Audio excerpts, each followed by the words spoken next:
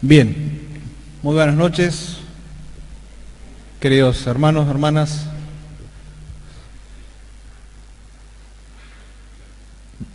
Hoy quisiera compartir algo dedicado para las mujeres, que en realidad es parte de lo que compartimos como varones en nuestra reunión de varones, porque en la reunión de varones hablamos de ustedes el año pasado.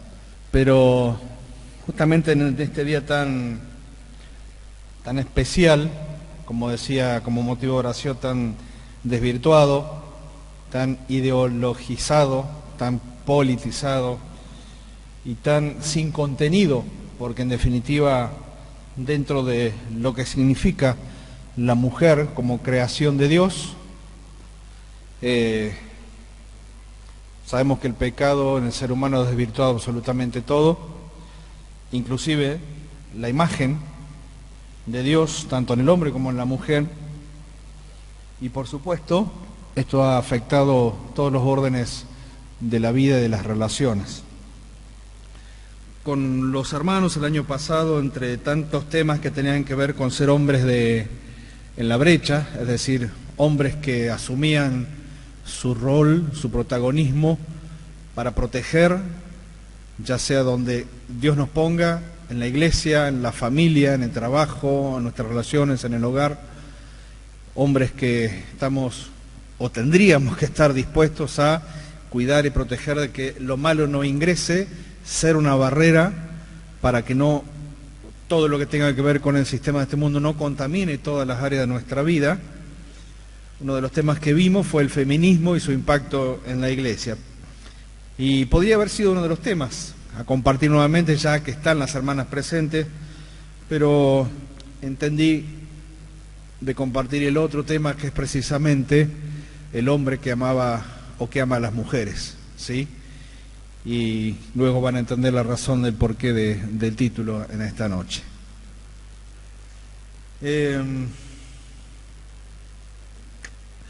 La sociedad judía del siglo I, es decir, contemporáneo a la persona del Señor Jesucristo y posteriormente a Él, una sociedad judía, pero a la vez romanizada o también afectada de muchas maneras por la influencia de los griegos. Era una sociedad que había perdido de vista la mirada que Dios tenía sobre la mujer. Había perdido de vista. Uno puede decir, ¿cómo puede ser? El pueblo escogido por Dios, el pueblo elegido por Dios, pierde de vista la mirada de cuidado y protección que Dios mismo instruye al pueblo de Israel, y evidentemente la influencia que tuvo la romanización o la helenización, romanos y griegos afectando la cultura judía, también afectó también muchas de sus costumbres. La mujer judía no participaba de la vida pública. Era imposible encontrar una mujer preponderante en el desarrollo de la vida pública del pueblo de Israel en tiempos del Señor Jesucristo. No la vamos a encontrar. Sí podemos mirar el Antiguo Testamento, ver una Débora y diferentes mujeres que tuvieron una actitud de compromiso con Dios y también con decisiones valientes, y a contramano inclusive de los varones en algunos casos. Pero en el tiempo del Señor Jesucristo no vamos a encontrar a mujeres o alguna mujer que dentro de la sociedad judía resaltara por sobre el resto. La mujer debía pasar inadvertida en público, y las reglas de la buena educación prohibían, por ejemplo, encontrarse a los hombres a solas con una mujer. El sistema, por así decirlo, de noviazgo que existe en nuestros tiempos no tiene absolutamente nada que ver con el sistema del hombre y la mujer previo al casamiento. Mirar una mujer casada estaba absolutamente prohibido, e incluso saludarla. No podía acercarse un hombre, un varón judío, a acercarse a una mujer casada y saludarla para, en algunos de los casos, no verse afectado, inclusive a la vista de los religiosos de su tiempo. La mujer no tenía acceso al estudio de la escritura, de la manera en que sí lo tenían los varones a través del sistema de un maestro y aquellos que se sentaban a sus pies para escuchar. Eran recluidas inclusive a la hora de acercarse al templo a ofrecer sus ofrendas, a dar sus diezmos. No lo hacían de la misma manera que lo podía hacer un varón. Inclusive eran recluidas en un patio especial en el templo para ellas, conocido como el atrio de las mujeres. O sea, sí se marcaba específicamente que había un lugar para que ellas se puedan acercar hasta ahí, a la misma altura que el atrio de los gentiles. Porque también había un atrio en el templo en donde los no judíos y que abrazaban la fe judía podían acercarse al templo, ofrecer sus sacrificios o sus ofrendas o sus diezmos, pero lo hacían hasta ahí nomás. La mujer era puesta en ese mismo límite con relación a los no judíos, con relación a los gentiles que abrazaban la fe judía.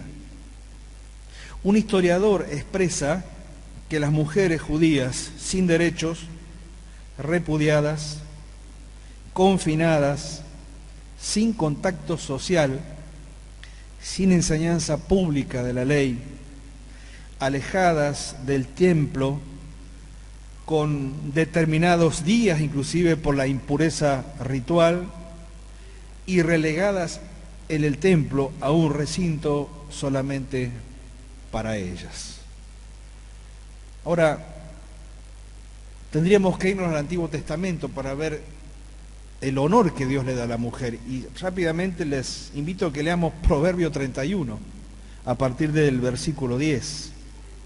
Y nos vamos a encontrar en la lectura de estas palabras escritas por Salomón, vamos a encontrar el concepto de Dios hacia la mujer por excelencia, la mujer que teme a Dios, la mujer que está junto a su compañero, junto a su esposo, la mujer o el ideal de mujer a la cual en ese entonces cada mujer judía podía aspirar. Pero es la mirada de Dios a través de un hombre quien aprendió también a conocer a la mujer. Y entonces él dice en estas palabras, en el elogio de la mujer virtuosa, como dice en el título de nuestras Biblias, Proverbios 31:10, lo siguiente: mujer virtuosa, ¿quién la hallará? Porque su estima sobrepasa largamente a la de las piedras preciosas. El corazón de su marido está en ella confiado y no carecerá de ganancias. Le da a ella bien y no mal todos los días de su vida. Busca lana y lino y con voluntad trabaja con sus manos. Es como nave de mercader, trae su pan de lejos. Se levanta aún de noche y da comida a su familia y raciona a sus criadas. Considera la heredad y la compra y planta viña del fruto de sus manos. Ciñe de fuerza sus lomos, esfuerza sus brazos. Ve que van bien sus negocios, su lámpara no se apaga de noche. Aplica su mano al uso y sus manos a la rueca. Alarga su mano al pobre, extiende sus manos al menesteroso. No tiene temor de la nieve por su familia, porque toda su familia está vestida de ropas dobles. Ella se hace tapices de lino fino y púrpura es su vestido. Su marido es conocido en las puertas cuando se sienta con los ancianos de la tierra. Hace telas y vende y da cintas al mercader. Fuerza y honor son sus vestiduras. Se ríe de lo porvenir. Abre su boca con sabiduría y la ley de clemencia está en su lengua. Considera los caminos de su casa. No come el pan de balde. Se levantan sus hijos y la llaman bienaventurada, y su marido también la alaba. Muchas mujeres hicieron el bien, mas tú sobrepasas a todas. Engañosa es la gracia y vana la hermosura, y la mujer que teme a Jehová, esa será alabada. Dadle del fruto de sus manos, y alábenla en las puertas sus hechos. Evidentemente estas palabras de Salomón hacia la mujer, y evidentemente Salomón está pensando en esa figura de la mujer judía, tan importante para Dios, tan reconocida por Dios. Fue una figura que se fue desvirtuando con los siglos, y evidentemente el lugar de la mujer con relación al tiempo, el tiempo del Señor Jesucristo, fue algo que no tenía nada que ver, absolutamente nada que ver con las palabras de Salomón hacía tantos siglos atrás. Sin embargo, más que el relato histórico, lo que debe marcar nuestra forma de pensar y vivir y actuar con relación a la mujer es principalmente la palabra de Dios, la Biblia, y principalmente el ejemplo del Señor Jesucristo. Cuando uno piensa en todo lo malo que le ocurre a la mujer de este tiempo, todo lo malo que le ocurre a la mujer de este tiempo, el maltrato, el abandono, la violencia de toda índole, de toda clase, qué llamativo que todos aquellos que son conocidos en su gran mayoría como los famosos asesinos seriales, su objetivo siempre fueron, o casi siempre fueron, en gran medida, las mujeres. Las mujeres.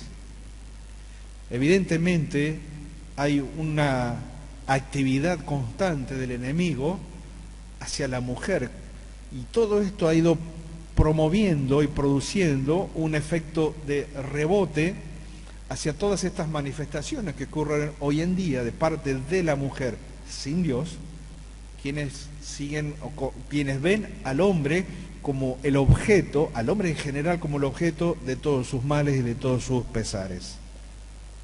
Yo pienso en aquella expresión del Señor Jesucristo cuando mira a Jerusalén y dice: si reconocieras quién es el que te ama, si reconocieras quién es el que te tiene en estima, dice el Señor llorando por Jerusalén. Y las mismas palabras las podríamos aplicar hacia la mujer que no tiene en cuenta a Dios y que solamente ve al varón como el principio y el fin de todas sus desventuras, de todos sus males. Y pudiéramos decirle: si reconocieras quién es quien te ama, y el que te ama es precisamente el varón por excelencia, aquel que dio la vida por cada hombre, pero por cada mujer aquí en esta tierra. Por lo tanto, el desarrollo del ministerio del Señor Jesucristo en esta tierra echó por tierra un montón de prejuicios y de preconceptos que existían en ese entonces. Y por supuesto que la actividad del Señor fue revolucionaria para la sociedad de su tiempo, absolutamente revolucionaria. Si hubo alguien que amó a la mujer como creación de Dios, esa persona fue el Señor Jesucristo.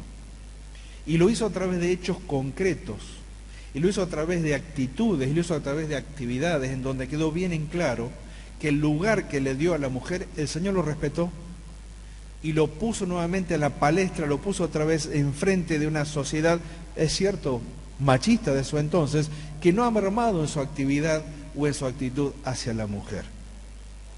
Se habla acerca de la deconstrucción del varón en este tiempo, ¿verdad? Hasta tal punto de intentar hacerlo femenino. La deconstrucción del varón en la sociedad en este tiempo no es deconstruirlo en el sentido de pensar diferente en cuanto a su actitud violenta y machista hacia la mujer. No, lo que se pretende es esto más esto otro. ¿Qué es esto otro? Que el varón pierda su carácter varonil, se acerque mucho más a una manifestación física y externa femenina, y entonces esa desconstrucción trata de que el hombre deje de ser hombre para acercarse más a la figura de la mujer. Absolutamente errado. Dios nos ha creado en perfección como hombres, nos ha creado en perfección y ha creado a la mujer en perfección como mujer.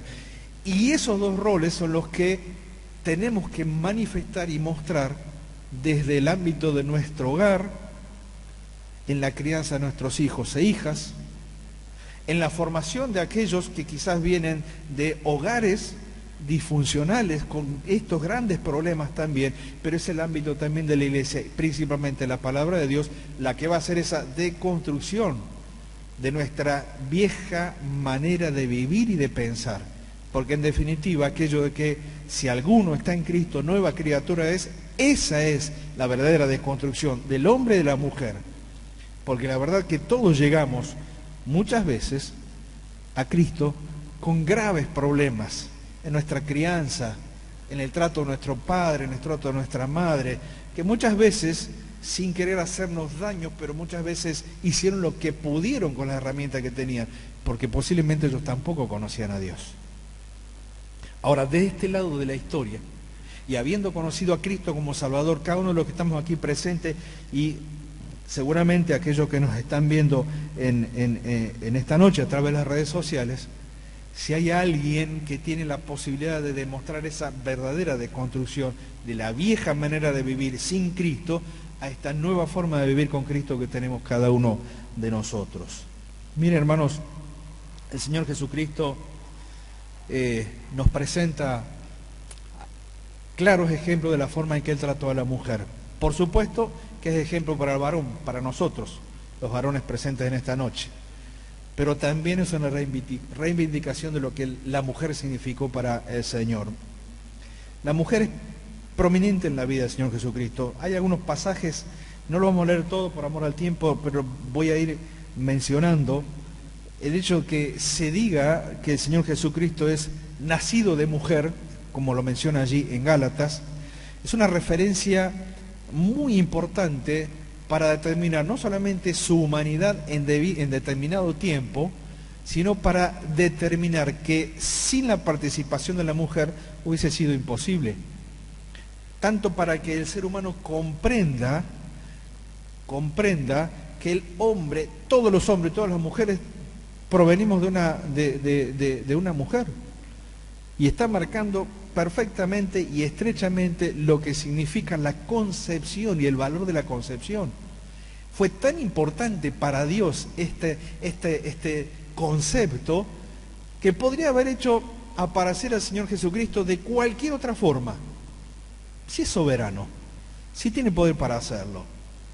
Y sin embargo, el plan de Dios era que el creador y la razón de toda la creación pasase por el proceso de estar en el vientre de una mujer y pasar por todo el proceso del parto y pasar por todo el proceso del nacimiento y ser un niño cuidado y protegido y guardado y alimentado en los brazos de una mujer, de su madre, aquella que seguramente lo formó a lo largo de todos los años de niñez hasta los 11 o 12 años, donde tenemos una referencia específica del Señor Jesucristo, teniendo conciencia de cuál era su rol, cuál era su función y cómo era su relación con Dios. Pero a lo largo de todos esos años, la tarea de María como mujer para él fue más que importante. Amado por su madre, servido por aquellas mujeres que le conocieron y que fueron beneficiadas a través de la gracia, el perdón y la bendición de un hombre que se acercó a aquellas que inclusive muchas de ellas podían ser consideradas como intocables en su sociedad. Fue visto por ellas en su resurrección.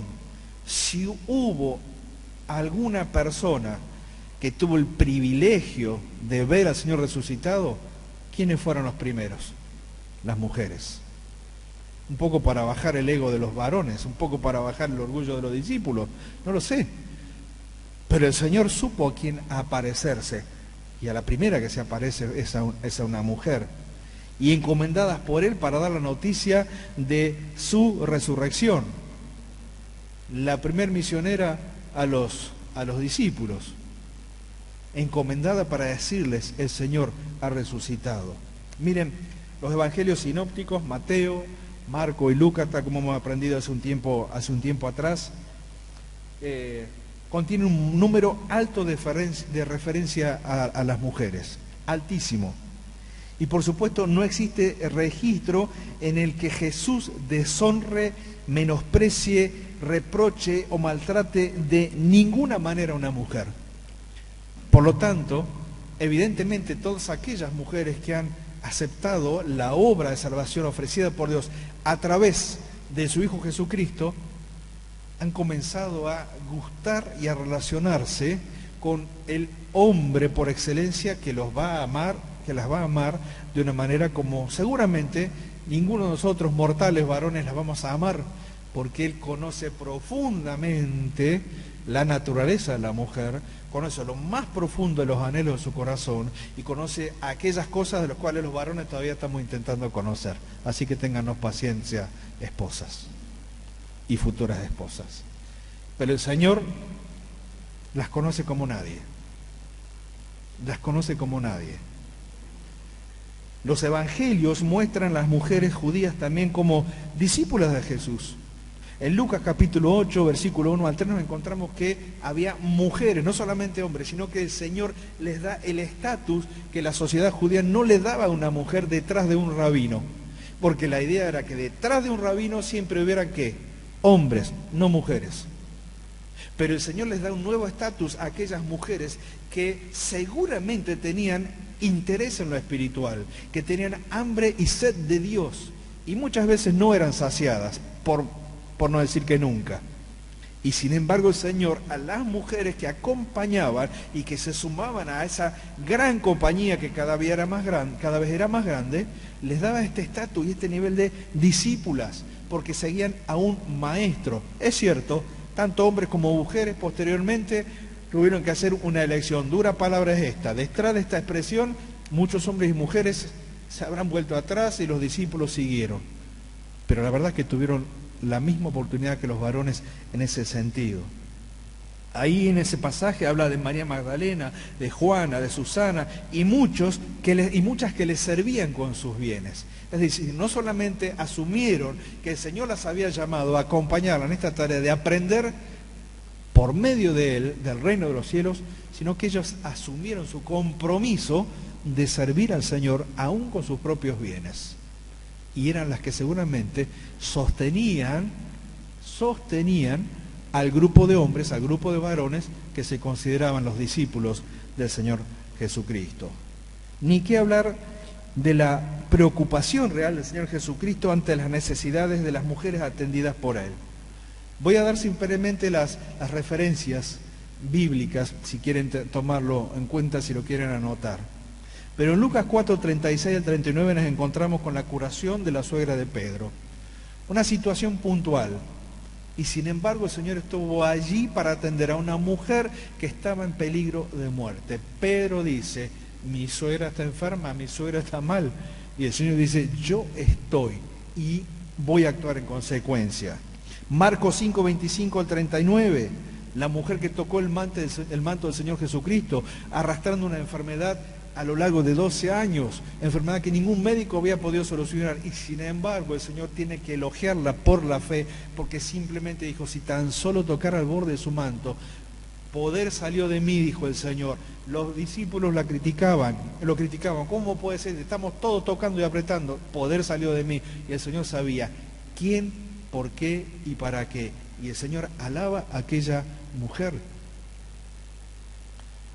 Marcos 5, 35 al 43, la hija de Jairo, esta niña de 12 años, en el límite de su pubertad, comenzando su adolescencia, toda la expectativa puesta de su padre o de su familia con ella, y el Señor va para salvarla cuando no había posibilidad de que nadie salve su vida. Lucas 7, 11 al 17, la viuda de Naín, una mujer que estaba a punto de quedar en la peor de las situaciones, viuda y con su único hijo muerto, lo cual lo colocaba a contramano de lo que decía el Antiguo Testamento acerca del cuidado de las viudas. En ese entonces se habían olvidado de ese mandato a la sociedad y las viudas eran lo más probable que siguieran a la muerte de ese hijo. Y el Señor está ahí para tocar el féretro, para pasar por alto el ritual de tocar el féretro de alguien muerto. Y el Señor devuelve ese hijo a esa mujer. Y así podríamos seguir una larga lista de situaciones en donde el Señor no pasó por alto la atención que necesitaban cada una de ellas. También el Señor utilizó y vio a las mujeres como modelo de fe. En Lucas 11:31, un pasaje que Osvaldo compartió en la Cena del Señor hace muy poquito tiempo, nos habló acerca de la reina de Saba o de Sabá. Las hermanas también hablaron acerca de esto. en el año pasado, ¿verdad? ¿No? Si yo también les escucho los mensajes, los grabo y los escucho, ¿sí? Y se aprende. Y sin embargo hay una mujer foránea, extranjera, que es presentada por el Señor como una jueza, por así decirlo, a futuro de la actitud que no tuvo el pueblo de Israel para con él. Una mujer de lejos que cree, el pueblo que ve y no quiere creer, ella se levantará en el juicio, dice el Señor. La presenta como modelo de fe. La parábola de las 10 vírgenes, Mateo 25, en donde hace esta gran diferenciación entre aquellas que se preparan y las que no se preparan para recibir al esposo que viene, marcando que siempre y en todo lugar, inclusive dentro de cada iglesia local, están aquellos que están preparados y aquellos que no están preparados para ese momento inminente de la visitación de nuestro Señor.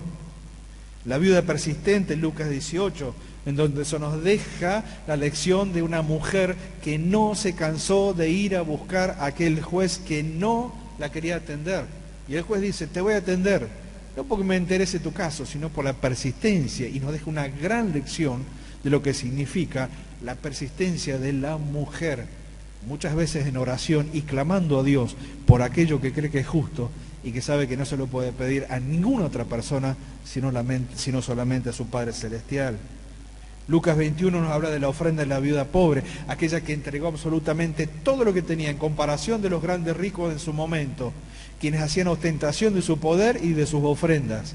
Y sin embargo el Señor no los miró a ellos, simplemente los encasilló en una actividad vacía de contenido y por supuesto espiritualidad. Y centra su atención mirando a una mujer pobre que entregó todo lo que tenía, 2 moneditas, 2 blancas, si no me equivoco, en su tiempo. Y dijo, ella no dio lo que le sobraba, dio todo lo que tenía. Y puso el verdadero orden de lo que significa darle a Dios. El Señor toma a la mujer como modelo de fe. Lo toma como modelo de fe. También la toma como persona de valor. Porque, hablando en Mateo capítulo 5, advierte especialmente a los varones acerca de la lujuria y acerca del divorcio. Y nos dice a los varones, miren muchachos, cuidado, más vale entrar sin un ojito al cielo que tener los 2 bien abiertos y ser destruidos. Habla acerca de la certeza y la realidad de la lujuria en el corazón del hombre con relación a la mujer y de esa lucha que tenemos que tener en el ámbito espiritual para no pecar de esta manera. ¿Por qué? Porque el Señor considera a la mujer en estima. Y aún expresa que ni siquiera la mirada del varón tendría que ser de alguna forma para manifestar nuestra imaginación, fantasías o lo que fuera, en desmedro de algo que ni siquiera la mujer se puede defender, como es precisamente la mirada y la imaginación de un hombre que no tiene en cuenta el valor que la mujer tiene. Cuando habla acerca del divorcio, el Señor también la pone en concepto de valor, porque en aquel entonces, y el Señor lo aclara, Moisés les dio la oportunidad o la posibilidad de la carta de divorcio, pero no porque Dios así lo quisiera, sino por causa de la dureza de vuestros corazones, porque se habían acostumbrado a repudiar por cualquier cosa, por cualquier causa. Y entonces, un matrimonio que había comenzado en la juventud, a la mediana edad, el varón podía repudiar a la mujer porque ya estaba más viejita, porque había engordado, porque le quemaba la comida, porque ya no le veía agraciada. Claro, seguramente que el espejo era para la mujer, no había espejo para el varón, ¿sí? Pero evidentemente había toda una línea en donde el varón se acomodaba los tanto, por así decirlo, para él repudiar. La mujer no podía repudiar, pero el varón sí podía hacerlo. Y el Señor tiene que decirle, cuidado con lo que están haciendo, porque el principio de Dios es un varón y una mujer, y que lo que Dios une no lo separa el hombre. Y sin embargo, el Señor pone a la mujer en valor en este sentido. Y nos pone también a nosotros, los varones, para que tengamos en cuenta que aquella mujer que envejece a nuestro lado, nosotros envejecemos también con ella. un gran porcentaje, los maridos buscaron la mitad de edad que ellas tienen hoy. La mitad de edad. Evidentemente es todo un tema en la sociedad de este tiempo. Algunos lo hacen público y explícito, como son los famosos de esta... Hasta hay ya canciones que están facturando mucho en este tiempo, ¿verdad? Pero evidentemente es un gran problema en el corazón del hombre ver el envejecimiento de la mujer, pero no se ve a sí mismo, que también envejece y a veces en peores condiciones que la mujer. No le pregunten a mi señora, pues ya tenemos charlado al respecto, ¿sí? Pero a veces el hombre envejece en peores condiciones que la mujer, pero solamente tiene ojo para mirar el envejecimiento de la mujer. Y entonces un corazón sin Dios, ¿qué es lo que hace? Borrón y cuenta nueva, y por la mitad, ¿sí? Por la mitad. Dios dice, no es así, es para toda la vida. Dios, el Señor pone en valor a la mujer, tanto en la mirada del varón hacia ella, como también en su relación por toda la vida, en su relación matrimonial. Tenemos que hablar rápidamente de María, la madre de Jesús. En el templo de Jerusalén el Señor se sujetó a ella, pero en las bodas de Caná de Galilea el Señor le marca el límite en cuanto a su recomendación. Porque recuerdan, en las bodas de Caná de Galilea el Señor, María era como que estaba esperando que el Señor, bueno, dale, manifestá, mostrá. El Señor la trata con firmeza, pero con cuidado. Y aquella de mujer no es una palabra despectiva. De alguna forma el Señor está marcando quién es Él y quién es ella. Y no vemos ninguna discrepancia en este sentido, porque de la forma en que el Señor como niño se sujetó a ella en su momento, a los 12 años de edad, cuando lo va a buscar en el templo, María también reconoce la autoridad de su hijo. Y seguramente que a partir de ahí comenzó otro tipo de relación que María tuvo también que aprender. Ya no era solamente el hijo que tuvo en su vientre, el que amamantó, el que tuvo un brazo, el que le enseñó a caminar y tantas cosas. Ahora era el Hijo de Dios manifestado, pero también era su hijo. Al pie de la cruz no podía ser de otra manera, estuvo su madre, no podía ser de otra forma. Aquella que lo vio nacer también lo vio morir, y se cumplió en ella aquella profecía de la espada que traspasaría su alma. Y ella como mujer entendería mejor que cualquiera de nosotros lo que significaba ver morir a su hijo. Quizás no comprendía todo, el alcance de ese sacrificio aún en ese momento, pero sin embargo estaba allí, al pie de la cruz. Y el Señor no se olvidó de ella, ni en su cuidado, ni en su posterior mantenimiento o manutención.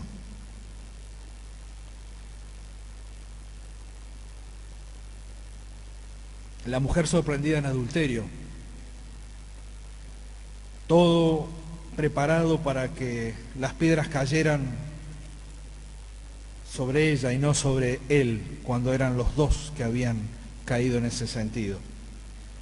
Y el Señor tiene ese cuidado y esa atención de no pasar por alto el pecado, sino de tratarla con el cuidado suficiente, de acuerdo a la naturaleza de aquella mujer en esa situación difícil, para con gracia, con amor y con perdón restaurarla a una nueva vida. La mujer en el pozo de Samaria, en Juan capítulo 4, el Señor como hombre se acerca a ella y como hombre la trata, y no pasa por alto ninguna de sus faltas, sino que queda expuesta ante el mismo Señor.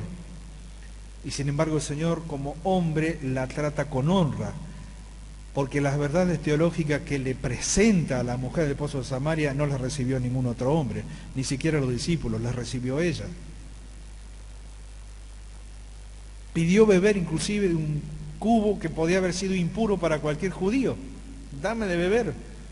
Ninguno de los otros judíos, de los otros discípulos, hubiese tomado de un cubo de las manos de esta clase de mujer y encima samaritana. Y el Señor dijo, condesciende y dice, dame de beber. No la evitó. Es más, la buscó. Y le marcó a ella la importancia que tenía por cientos o miles de otras mujeres samaritanas y hombres samaritanos que habrían de creer por el testimonio posterior de ella. Los discípulos se maravillaban que hablara con una mujer, dice Juan 4:27, se maravillaban. ¿Cómo estás hablando de una mujer? Y encima samaritana, y encima con prontuario y currículum incluido. Y el Señor lo importó. Rompió una tras otras las restricciones puestas por la cultura y las costumbres de su tiempo. María y Marta, amigas del Señor, porque eran amigas del Señor, junto con Lázaro, esa familia que lo recibía de tanto en tanto. Cuando el Señor quería descansar, el Señor, me voy a Betania, tengo que descansar. ¿A dónde iba? A la casa de María, Marta y Lázaro. Eran sus amigas, eran aquellas que lo conocían, aquellas que yo me imagino ese encuentro cada vez que el Señor llegaba a esa casa, el gozo y la felicidad que había en ese hogar. Y aún el Señor tuvo que tallar para enseñarle a Marta la importancia de estar a los pies del Señor, y también enseñarle a María la importancia de escuchar la palabra de Dios. Pero también estuvo en esa tensión sobre los roles de uno y de otra. El Señor estuvo para acompañarla por el dolor, por la muerte de Lázaro. Y encontramos aquella última instancia, en aquella mesa en donde está Marta sirviendo, Lázaro acompañando al Señor sentado a la mesa luego de ser resucitado, y María ungiendo al Salvador. Ellos fueron mucho más que simplemente amigos, reconocieron completamente y perfectamente lo que significaba como mujer relacionarse con Él. Y evidentemente, queridas hermanas, si hay dos personajes de donde pueden aprender perfectamente lo que significa relacionarse con el Señor, son precisamente Marta y María. Miren, ya para ir terminando, la idea de esta noche era, queridas hermanas y hermanos presentes, que podamos ver la forma en que el Señor trató a la mujer. Ninguno como Él, pero de Él como varones tenemos que aprender. Puede ser que muchas veces una esposa llore por el mal comportamiento de un esposo. Es verdad, hay que reconocerlo, no somos perfectos en ese sentido. Y alguna vez hemos hecho largar alguna lágrima a nuestra esposa, cuando hemos sido duros, cuando no hemos sido comprensivos, cuando no hemos comprendido la naturaleza de vaso más frágil que tiene la mujer. Pero nuestro norte siempre va a ser la forma en que el Señor las trató. Y es más, dentro de este amplio espectro de nuestra sociedad de mujeres que quizás no tienen un esposo, no tienen un marido, que viven solas y que viven a expensas de una sociedad que muchas veces es violenta en contra de ellas, no hay otro como el Señor.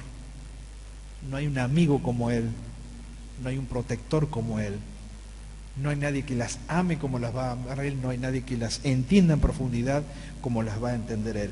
Si bien es cierto que no había mujeres entre los 12 discípulos que el Señor escogió para que le acompañen en las 4 listas, Mateo, Marco, Lucas, y en el libro de los Hechos, no hay mujeres entre los 12 apóstoles. Lo que sí el Señor creo que también marcó allí el orden establecido por Dios, pero le dio a la mujer una tarea que tendríamos que verla en la manera en que Pablo se relaciona con las mujeres en el libro de Hechos y a lo largo de las epístolas, donde le escribe en la función que tenían las mujeres dentro de las iglesias locales.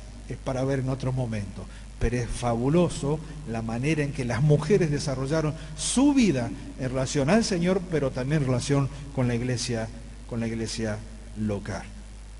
Sin duda que hay que volver a la fuente en este sentido. Como varones, en un día tan especial como hoy y tan desvirtuado como el día de hoy, entender de que si hay alguien que ama a la mujer y la entiende perfectamente, esa persona es el Señor Jesucristo. Pero si hay alguien que tiene la posibilidad de reflejar esta mirada y esta actitud que el Señor tuvo hacia la mujer, esas personas somos nosotros los varones. Y es la tarea que nos toca. Seguramente que habrá que hacer ajustes El que es soltero, mientras tanto, vaya aprendiendo del Señor. Vea cómo el Señor trataba, vea cómo el Señor cuidaba, vea cómo el Señor amaba. El que es soltero, aprenda. El que está de novio, va a tener que hacer otro ajuste también, porque en definitiva se está preparando para el gran momento del matrimonio. El que está recién casado está comenzando esta tarea de empezar a amalgamar dos personas, un hombre y una mujer, con crianza distinta, con formaciones distintas, pero los dos creyentes siendo consecuentes con su fe, pero ahora siendo uno en el Señor. Y los que llevamos muchos años de casados, muchos años de matrimonio, entendiendo que las lecciones no han terminado, que todavía nos queda mucho por aprender, que la mujer sigue siendo el vaso más frágil y que a nosotros nos toca reflejar la misma mirada y actitud que tuvo el Señor hacia ellas, porque en definitiva no lo hizo simplemente para que quede registrado en los evangelios como si fuera una referencia histórica. Ejemplo nos dejó y ojalá que lo podamos hacer así. Queridas hermanas, que el Señor les bendiga en este su día, y queridos hermanos, todavía tenemos mucho que aprender. Que el Señor les bendiga.